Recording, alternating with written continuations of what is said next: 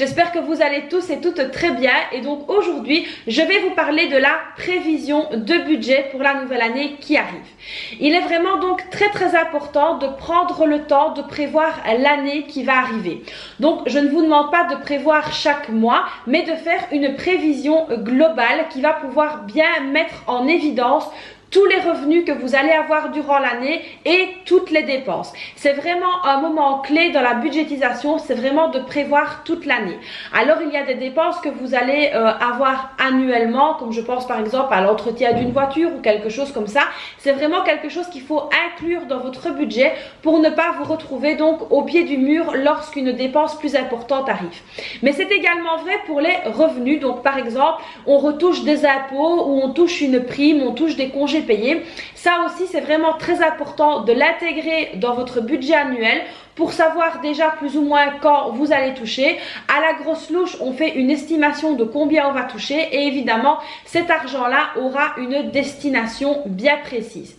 Évidemment, il ne faut pas du tout vous dire que bah tiens, voilà, je retouche 1500 € des impôts, super, on peut faire des achats. Non, il faut bien évidemment prévoir ce que vous allez faire avec cet argent-là et comme je dis toujours, il est vraiment très important de pouvoir prévoir l'imprévisible. Donc ici, je vous ai donc préparé un petit tableau, je vais vous le montrer de plus près tout à l'heure, simplement un petit tableau pour prévoir l'année 2021. Donc je vais vous montrer un petit peu comment moi je fais. Évidemment, ce tableau prévisionnel sera à télécharger sur mon site internet et là il sera gratuit, donc n'hésitez pas à aller voir sur le site et à télécharger ce petit tableau pour que vous puissiez également le faire avec vos revenus. Alors vous verrez, c'est un tableau très facile, c'est un tableau Excel où j'ai mis également des formules, comme ça vous n'avez qu'à rentrer vos données et le tableau se chargera lui-même de calculer ce qu'il vous reste et ce que vous pouvez mettre en épargne, etc. C'est parti, je vous montre ça de plus près. Donc voilà un petit peu comment se compose le tableau que je vous ai préparé. Alors ici, je vous conseille de venir mettre vos revenus mensuels.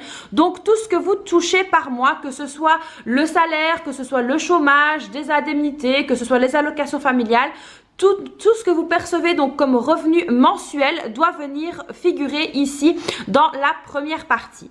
Ensuite, dans la seconde partie, je vais venir vous demander de mettre les dépenses mensuelles fixes que vous avez. Alors ici, je vous en ai noté certaines pour éviter de les oublier évidemment. Donc ici, on a le loyer ou le prêt hypothécaire. Si vous avez des crédits en cours, si vous avez des assurances. Donc moi personnellement ici, à part mon assurance hospitalisation, j'ai la même compagnie d'assurance pour tout. Donc ça facilite évidemment les choses. Venir noter ici également donc le gaz et l'électricité. Parce que bon, ça en général ce sont des dépenses mensuelles. L'eau, vous le verrez, est une dépense chez nous trimestrielle. Alors si c'est mensuel, n'hésitez pas à venir le rajouter ici. Vous pouvez également enlever certaines catégories ou en rajouter d'autres. Ça c'est vraiment au choix. Alors ici, donc c'est vraiment un jet donc pour avoir des choses que vous n'allez pas oublier. Voilà, petit pense-bête, mais n'hésitez pas à le modifier. Alors ensuite ici, il faut ne pas oublier également les abonnements de téléphone portable, de télévision, Netflix si vous avez, abonnement beauté si vous en avez également. Quelque chose de très important à ne pas oublier, c'est les frais bancaires que votre compte en banque donc vous coûte chaque mois. Alors c'est vrai que c'est des petites sommes, mais quand on les met bout à bout, ça fait déjà une somme un peu plus conséquente. Alors ensuite ici, il y a également les frais médicaux. Alors ça, je ne vous demande pas de les mettre avec exactitude, mais évidemment de les mettre, on va dire, à la grosse louche. Alors ensuite ici on a les dépenses variables fixes. Donc ici moi j'ai une enveloppe pour la maison. Donc c'est quoi? C'est s'il faut changer un robinet, s'il faut voilà, changer un interrupteur ou quelque chose comme ça. Donc ici moi je prévois toujours une petite somme par mois. Évidemment c'est parfois cette somme je n'y touche pas du tout pendant le mois, mais j'en ai besoin. Donc une fois que c'est un peu plus conséquent, je viens donc y toucher. Mais c'est vraiment important de le budgétiser par mois. Alors ensuite on a l'essence, donc le carburant, diesel si vous avez du diesel. Alors ici donc c'est important également de faire une moyenne pour voir un petit peu combien vous utilisez de carburant par mois et de l'intégrer à votre prévision de budget. Alors ici j'ai mis donc une case lunch midi. Je sais que beaucoup de personnes prennent des lunchs, donc des sandwichs ou des choses comme ça, un petit peu sur le pouce pendant le temps de midi. Et c'est vrai que c'est important de budgétiser ça mensuellement pour pouvoir voir un petit peu où vous en êtes au niveau de vos dépenses. Alors évidemment ici, c'est comme je vous l'ai dit, donc un petit pense-bête. Donc n'hésitez pas à venir rajouter des catégories s'il en manque. Alors évidemment, je sais que pour certains, il en manquera. N'hésitez pas à les intégrer donc ici dans le tableau. Alors ensuite, au niveau des enveloppes, donc moi vous savez que je fonctionne avec le système des enveloppes et c'est vrai que j'aime bien avoir une vue donc mensuelle et voir un petit peu où j'en suis dans mon budget. Donc c'est très important de le mettre également dans la prévision. Donc ici moi j'ai mis donc les courses, donc ça c'est quelque chose que on fait voilà tous et toutes. Moi quand je parle de courses, c'est évidemment les courses au niveau de l'alimentaire. Pourquoi? Parce que je ne vais pas dans les mêmes magasins pour tous les produits, par exemple le Monsieur Propre, l'Ajax, c'est des choses comme ça. Donc les produits d'entretien et d'hygiène, je ne les prends pas spécialement dans les magasins là où je fais mes courses, à part évidemment s'il y a des grosses promos, mais ce qui devient de plus en plus rare. Donc voilà, donc les courses ici pour moi c'est vraiment l'alimentaire. Alors avant j'avais donc une enveloppe qui s'appelait hygiène et beauté, mais j'ai décidé de la scinder parce que c'est vrai que je prenais de cette enveloppe là pardon, donc pour mes produits d'entretien comme la javel, le vinaigre, le sanitol et j'en passe. Donc ici j'ai décidé de me créer une nouvelle enveloppe qui s'appellera entretien et hygiène. Alors hygiène c'est tous les produits gel de douche etc. Les shampoings, les crèmes, etc. Ça vient vraiment de entretien hygiène. Alors ensuite ici j'ai une catégorie qui s'appelle beauté. Donc qu'est-ce que c'est la catégorie beauté? C'est le coiffeur, c'est la pédicure, c'est l'esthéticienne s'il y en a, c'est du maquillage parce que c'est vrai que parfois j'en achète un petit peu, ou voir des parfums. Ça c'est vrai que les parfums et le maquillage je ne le prends pas de l'enveloppe hygiène mais de l'enveloppe beauté. Alors ensuite j'ai donc mon enveloppe école, donc pour mes filles quand elles mangent à la cantine. Là en raison du Covid, il n'y a pas de cantine pour le moment, mais je prévois quand même l'enveloppe de l'école. Alors ensuite, il y a l'enveloppe santé. Donc l'enveloppe santé, c'est tout ce qui est pharmacie, voilà, donc ça peut être le dentiste, ça peut être le médecin si vous payez le médecin. Donc n'hésitez pas à mettre ça dans l'enveloppe santé. Alors évidemment, quand vous avez un remboursement, par exemple, je ne sais pas, ici un exemple, vous allez chez le dentiste, vous payez 25 € et on vous rembourse 20 €. N'hésitez pas à venir remettre les 5 € dans l'enveloppe santé. Ça c'est vraiment très important. Alors ensuite, moi j'ai l'enveloppe d'hiver. Donc là, je vous l'ai déjà expliqué. C'est une enveloppe où je fais partir par exemple un paiement de l'auto, une recharge Lyca Mobile ou des choses comme ça, ou un petit cadeau. C'est vraiment des choses que je n'ai pas prévu spécialement d'enveloppe pour ça. Donc je le prends dans l'enveloppe d'hiver, tout en notant bien dans mon suivi ce pourquoi j'ai pris l'argent. Alors ensuite, il y a également une enveloppe vêtements. Ça, je vous l'ai déjà expliqué. Je prévois tous les mois un montant, mais je n'achète pas des vêtements tous les mois. Et au fur et à mesure de l'année, je trouve donc une enveloppe tout de suite beaucoup plus conséquente, quand j'ai besoin d'acheter des vêtements. Et donc ici, très important, les loisirs et les sorties. Alors là, les sorties, ça peut être resto, ça peut être aller prendre un café à l'extérieur, un petit déjeuner ou que sais-je, mais c'est vraiment très important d'avoir cette enveloppe loisirs sorties. C'est vraiment une enveloppe sur laquelle il ne faut pas passer outre. Il faut vraiment penser également à se faire plaisir. Donc voilà, n'oubliez pas cette enveloppe là. Donc évidemment, c'est des prévisions donc pour l'année. Donc ici, moi je vous demande simplement de le faire en mensuel pour voir un petit peu au niveau de l'année comment vous allez vous en sortir et pour avoir donc une vue un petit peu globale. Alors ensuite ici on va passer donc aux choses un peu plus sérieuses, donc les revenus annuels. Donc on a les primes, les congés payés, les impôts.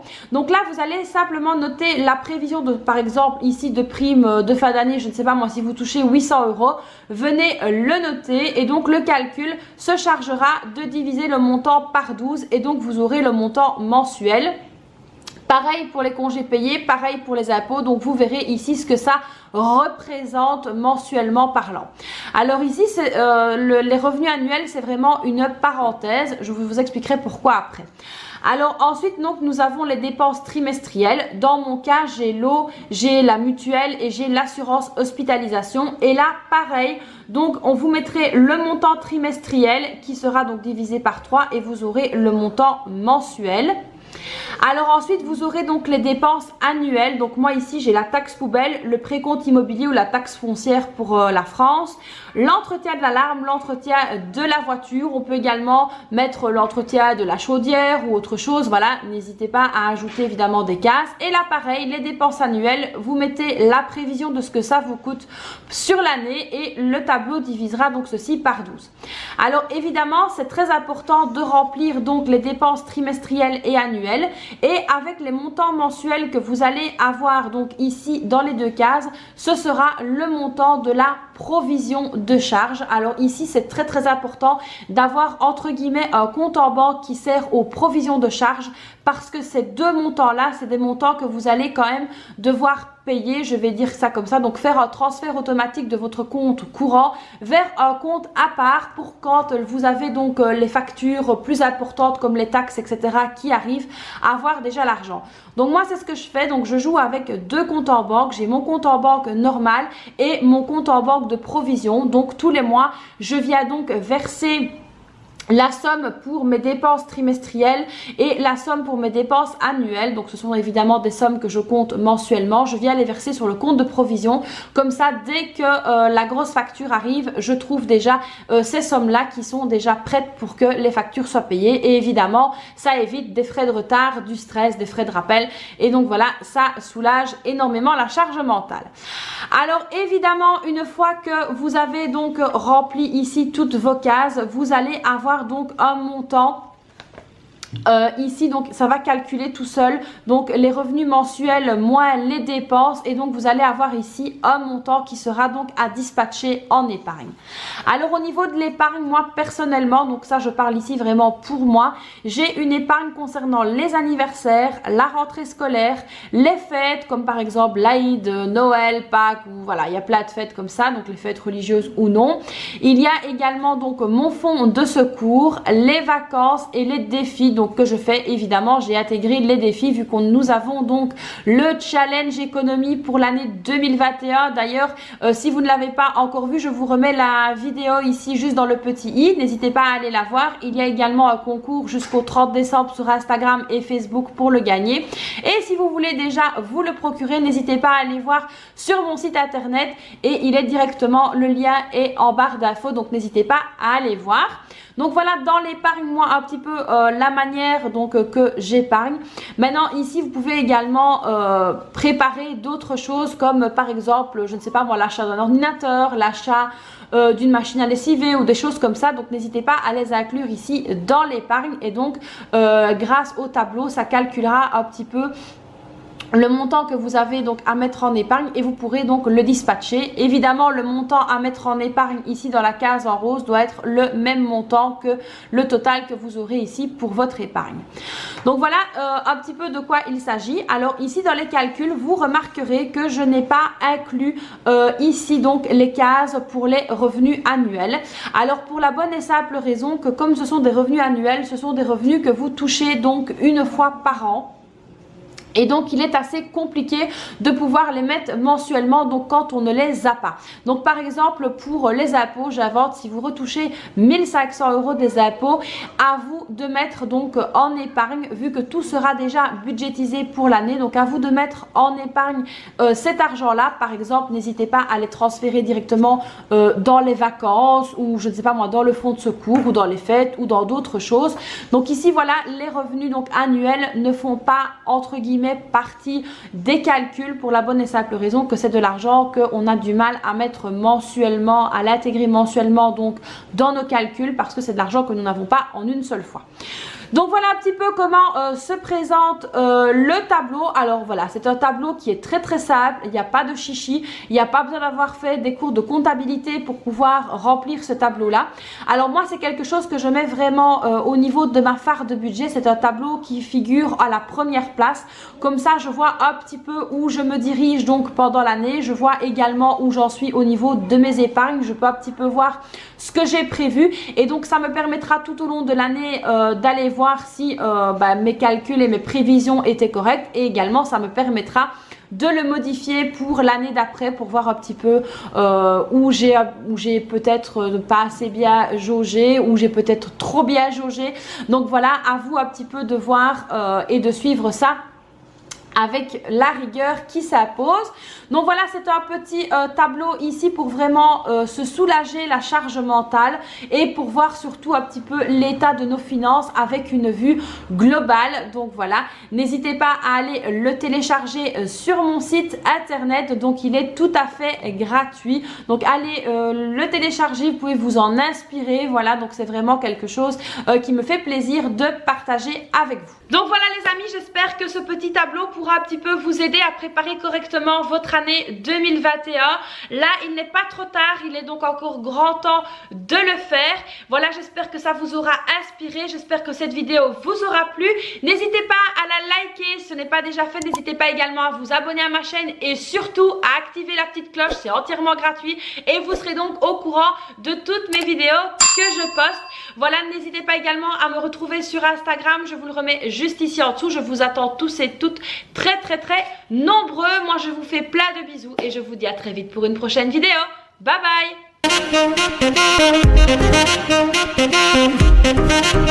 bye.